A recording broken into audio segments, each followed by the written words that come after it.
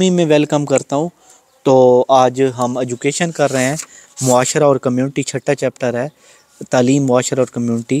تو یہ دیکھیں 35 نمبر لیکچر ہے، پچھلے اور اگلے لیکچر کی لنک ڈسکرپشن میں ہے۔ تو چلیے ویڈیو کو شروع کرتے ہیں۔ جب لوگ مل جل کر کام کرتے ہیں، یعنی جب معاشرے سے کیا مراد ہے، نیز معاشرے اور تعلیم کا تعلق کیا ہے بھائی؟ جب لوگ مل جل کر رہتے ہیں، ان کی اپنی روایات اور تہذیب ہوتی ہیں، اور یہ روایات اور تہذیب سینہ بہ سینہ اگلی نسلوں میں منتقل ہوتی رہتی ہیں، نسل کو منتقل ہوتی رہتی ہیں۔ اس طرح معاشرے اور اپنی ثقافت اور روایات، تہذیب، علم ایک دوسرے کو منتقل ہوتے رہتے ہیں۔ سوال یہ تھا کہ معاشرہ کیا ہوتا ہے، معاشرے اور تعلیم کا آپس میں تعلق کیا ہے، یہ بتا رہے ہیں۔ تو معاشرہ جو ہے، تعلیم آگے معاشرے کو منتقل کرتی ہے، ٹھیک ہے۔ معاشرہ ایچ گڈنگز یہ کہتے ہیں، معاشرہ ایک جیسے خیالات رکھنے والے افراد کا مجموعہ۔ بالکل ٹھیک کہتے ہیں بھائی، ہم مسلمان ہیں، ہمارے لوگوں کا خیالات ایک جیسا، تو ہم ایک جیسی رہتے ہیں، جن کے مطابق یکسانیت ہو اور ان کے حصول کے لیے مشترکہ جدوجہد ہو، ٹھیک ہے۔ جان ایف سوبر کے مطابق معاشرہ ایک بہت بڑا انسانی گروہ ہے جو لمبا عرصہ تک اکٹھا رہنے سے اتنا منظم ہو گیا ہو کہ اس کے ارکان خود اس کی ایک وحدت تصور کرنے لگیں۔ یعنی معاشرہ اتنا اکٹھا ہو کہ اتنا عرصہ رہے کہ وہ ایک وحدت اختیار کر لے۔ میک آئیور کیا کہتا ہے بھائی، یہ بھی بڑا مفکر ہے، کہ معاشرہ معاشرتی سماجی تعلقات کا ایک ایسا نظام ہے جس میں اور جس کی مدد سے ہم زندگی گزارتے ہیں۔ معاشرہ انسانوں کا ایسا گروہ جس کے افراد ایک خاص طرز معاشرت اپنا لیتے ہیں اور مشترکہ مقصد اور اقدار کے ذریعے خود کو متحد کرتے ہیں۔ انشاءاللہ بہت اچھے نوٹس نئے آئے پڑے ہیں، یہ بھی ہم کریں گے نیکسٹ ویڈیو میں۔ تو نیز معاشرے سے افراد کا جو ہے وہ گروہ بڑا ہوتا ہے، اور ان کی افراد اور ثقافت بالکل ایک جیسی رہتی ہیں، نظریہ نیکی اور بدی میں تمیز، خیالات ایک جیسے ہوتے ہیں، اقدار مشترک ہوں جو ان کے حصول کے لیے آپس میں تعاون کریں، اور وہ گروہ آپس میں ایک یکجہتی کا اتحاد اور احساس بھی پایا جاتا ہے، یعنی سارے جو لوگ ہیں وہ آپس میں مل کر اتحاد رکھتے ہوں۔ معاشرہ اور تعلیم کا باہمی تعلق۔ معاشرہ اور تعلیم کا دامن چولی دامن کا ساتھ ہے، ٹھیک ہے۔ جب تعلیم کا عمل اتنا عام نہ تھا، ادارے نہیں تھے، اس وقت افراد کی تربیت کا کام معاشرہ کرتا تھا، والدین کی معاشرتی ذمہ داریاں تھیں۔ آہستہ آہستہ تعلیمی ادارے بڑھتے گئے، افراد کی تربیت کا کام بھی معاشرے نے سنبھال لیا، ٹھیک ہے۔ تعلیم اداروں کی ذمہ داری بنتا گیا۔ تعلیم کا کام رسم و رواج، عقائد، نظریات کو ایک نسل سے دوسری نسل میں منتقل کرنا تھا۔ پہلے یہ کام معاشرہ سر انجام دیتا تھا، اب یہ سارا عمل تعلیمی اداروں کی ذمہ داری بن گیا۔ اس لیے اب یہ کہنا بجا نہ ہوگا کہ معاشرہ اور تعلیم کا آپس میں گہرا تعلق ہے، اور اس طرح ہے۔ تعلیم ایک معاشرتی عمل، تعلیم معاشرتی عمل ہے اور معاشرہ اس کا اہتمام کرتا ہے تاکہ مستقبل میں معاشرے کی تربیت کی جا سکے۔ یعنی یہ جو تربیت ہے یہ معاشرے کی ہو۔ تعلیم معاشرے کی اقدار کا تحفظ کرے اور تہذیب و تمدن کی بقا کا اہتمام کرنے کے ساتھ ساتھ نئی نسل کو منتقل کرے اور ناپسندیدہ ثقافتی اجزاء کو ختم کرے، یعنی چوریاں ڈکیتیاں ختم کرے۔ معاشرے کا تعلیم پر اثر، یعنی تعلیم کا جو معاشرہ ہوتا ہے اس کا تعلیم پہ کیا اثر ہوتا ہے۔ جب ایک معاشرہ دوسرے معاشرے پر اثر انداز ہوتا ہے تو معاشی اقدار میں تبدیلی آتی ہے۔ آج کل جیسے پوری دنیا گلوبل ایک گاؤں بن چکی ہے، ٹھیک ہے، تو معاشرے میں بہت سی تبدیلیاں آتی ہیں۔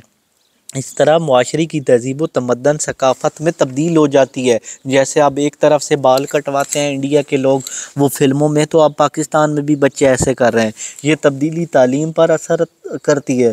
معاشرہ قومی مقاصد تعلیم کا تعین کرتا ہے، پھر ان قومی مقاصد تعلیم کے مطابق نصاب ترتیب دیتا ہے اور تدریسی طریقوں کا تعین کرتا ہے، یہ توقع کرتا ہے کہ تعلیم کے ذریعے قومی مقاصد کا معاشرہ حاصل کرے گا۔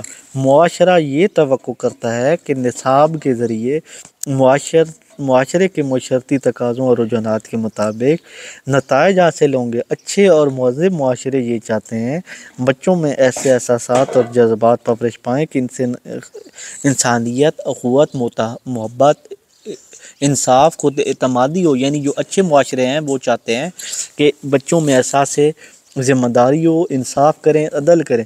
احساس ذمہ داری جو معاشرہ ہے اس بات کا اہتمام کرتا ہے، یعنی اب ہمارا گاؤں ہے یا شہر ہے یا کوئی بھی، تو وہ اس بات کا وہاں پہ ہوتا ہے کہ بھائی ہر فرد اپنے معاشرتی فرائض سر انجام دے، ٹھیک ہے، گھر کی نالی صاف کرے، گھر میں کوڑا کچرا جو وہ دور پھینکے، اتحاد اور تعاون کریں، قوت اور محبت ہو، ترقی کی خواہش ہو، آئندہ کچھ کرنے کا جذبہ بھی ہو، معاشرے میں امن و سکون ہو۔ تعلیم کے ذریعے یہ سب کچھ ممکن ہے، اور اس کا بندوبست کون کرتا ہے؟ معاشرہ۔ نظریہ حیات کا دائرہ کار، نظریہ حیات کا دائرہ کار بڑا وسیع ہے۔ تعلیم نظریہ حیات کے تابع ہوتی ہے، یعنی جو ہمارا نظریہ حیات ہے وہ اسلام ہے، تو ہماری تعلیم جو ہے اسلامی ہوں گی۔ تعلیم معاشرے کے نظریہ سے اثر لیتی ہے، جو تعلیم ہوتی ہے وہ معاشرے کے، اب ہندو معاشرہ ہے اس میں بھگوان ہوتا ہے، گائے کی پوجا کی جاتی ہے، تو وہ ان کی تعلیم میں بھی یہی چیزیں ہوں گی۔ نئی نسل تک منتقل کرتی ہے تعلیم معاشرے کے نظریات کو۔ مقاصد تعلیم کے تعین، نصاب تعلیم کے تشکیل اور طریقہ تدریس کا انتخاب، جائزہ کے طریقوں میں معاشرے اور قوم کے نظریات کو سامنے رکھا جاتا ہے، اور نظریہ حیات کے مطابق تعلیم نے فرد کی تربیت کا عملی طور پہ سر انجام دیا ہے۔ تعلیم معاشرے کے نظریہ حیات سے وہی تعلق ہے جو عمل کا علم سے ہوتا ہے، اس لیے کہ جیسا معاشرے اور قوم کا نظریہ حیات ہوگا اس کے مطابق اس کا نظام تشکیل دیا جائے گا، یعنی جیسی قوم ہوگی ایسی ہی تعلیم دی جائے گی۔ تعلیمی مقاصد کے تعین کے وقت معاشرے کے تضاد اور نظریات اور تصور کائنات کو بڑی اہمیت دی جاتی ہے۔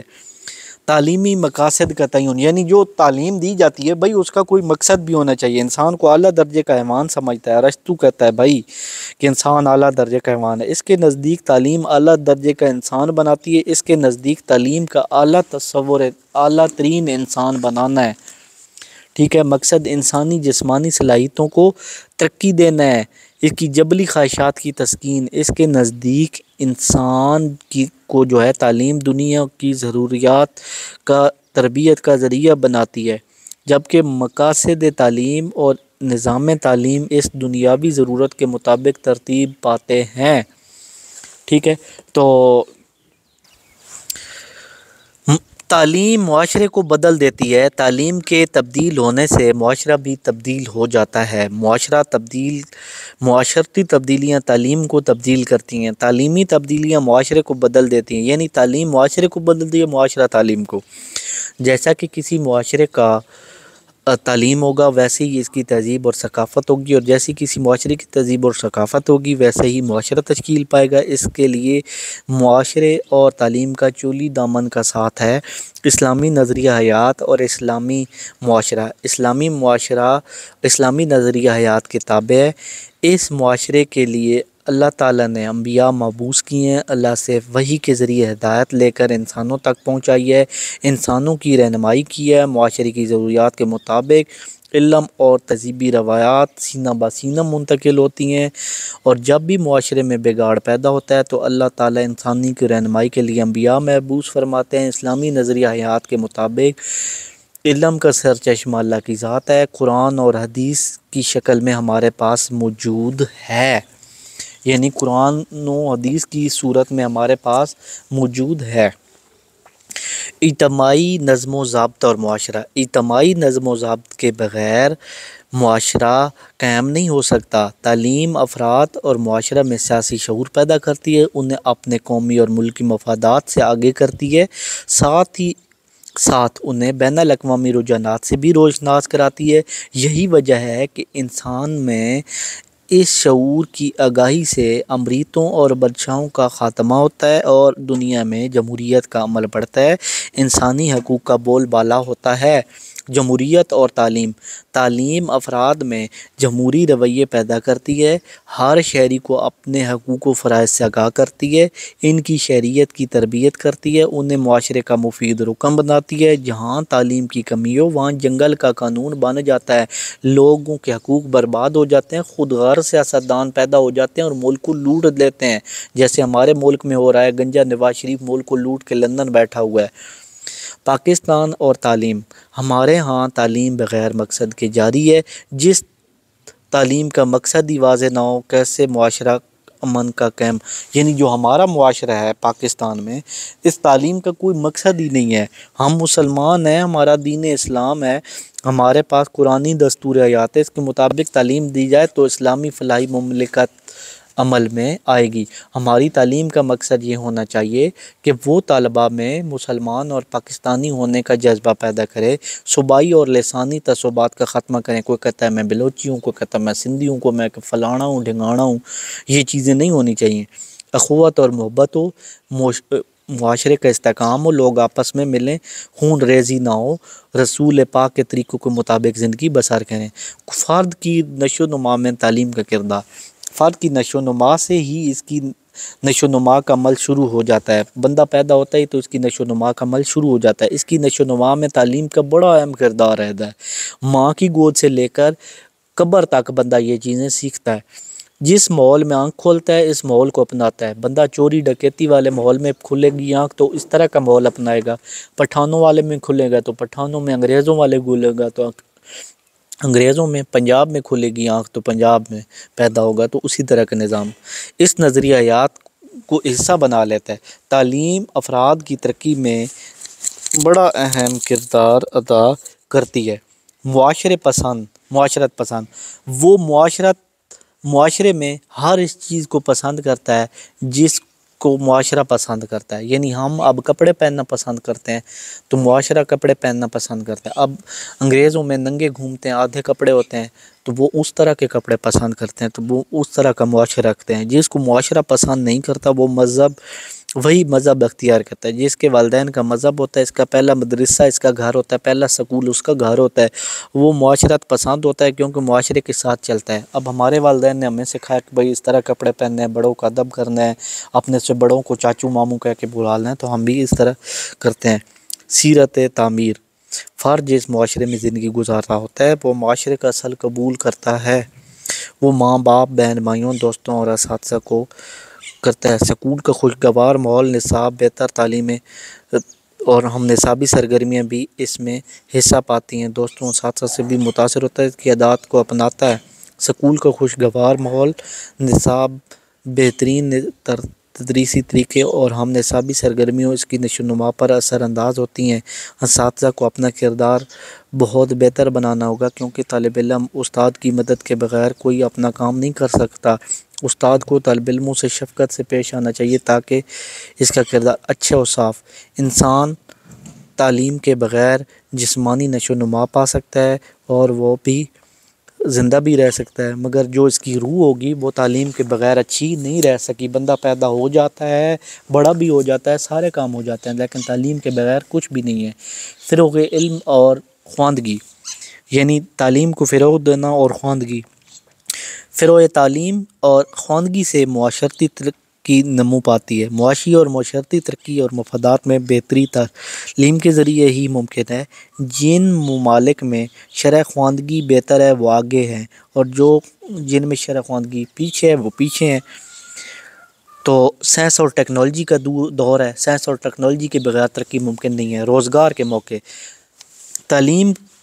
تعلیم روزگار کے مواقع بھی فراہم کرتی ہے۔ تعلیم فرد کو اس قابل بناتی ہے کہ وہ پیشہ ہنر اختیار کریں جس سے وہ روزی کما سکیں، اپنے افراد کی کفالت کر سکیں، معاشرتی اور معاشرتی ضرورتیں پوری کر سکیں، مقام حاصل کر سکیں۔ ہمارے نظام تعلیم میں پیشوں کو تعلیم دے کر روزی کے قابل بنانا، یعنی ہمارا جو ملک ہے اس کا کام ہے کہ آپ پیشوں کو اہمیت دے اور روزگار پیدا کرے، ٹھیک ہے۔ اچھے مسلمان پیدا کرنا، تعلیم جہاں سیرت و کردار میں تبدیلی لاتی ہے وہاں تعلیم کا بنیادی مقصد اچھے مسلمان پیدا کرنا ہے، اللہ کا نیک اور صالح بندہ بنانا ہے، ایسے افراد پیدا کرنا جو رضائے الہی اور اللہ کی رضا کے لیے کام کریں۔ لیکن یہاں تو ڈاکٹر کیا کرتے ہیں، زیادہ سے زیادہ دوائیاں بانٹ دیتے ہیں تاکہ زیادہ سے زیادہ دوائیاں بکیں۔ سیاستدان، معیشتدان اپنے ملک، اپنے فائدے، اپنے گھر کے فائدے کے لیے سب کچھ کر لیتے ہیں۔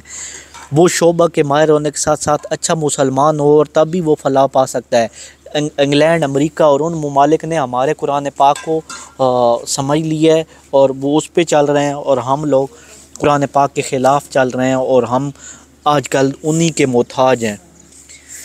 تربیت یافتہ افراد، مدرسہ افراد کی صلاحیتوں کے پیش نظر اسے مواقع فراہم کرتا ہے کہ وہ مختلف شعبہ اور پیشے اختیار کرنے کے قابل ہو سکیں۔ فرد کو اس کی صلاحیتوں کے مطابق مہارت تربیت دے کر اسے اس قابل بنانا ہے کہ وہ اچھا پیشہ اختیار کر کے اچھا شہری بنے۔ قائدانہ صلاحیت پیدا کرنا، اللہ نے انسان کو دنیا میں اپنا نائب بنا کر بھیجا ہے اور اس کے اندر قائدانہ صلاحیتیں، تعلیم کا یہ کمال ہے کہ وہ فرد کے اندر قائدانہ صلاحیتوں کو نکھارے۔ قائدانہ صلاحیت ہوتے ہیں قائد بنے، جیسے قائد اعظم تھے، عمران خان ہے، یعنی لیڈر بنے، دوسروں کو سکھائے، بھائی تربیت دے، اچھا بنائے۔ ملک کے اندر مختلف شعبوں کو بہتر چلانے کے لیے انسان کے اندر ایسی صلاحیتیں پیدا کرے کہ وہ ملک کی باغ ڈور سنبھالیں، بھائی ایسے لوگ پیدا ہونے چاہیے۔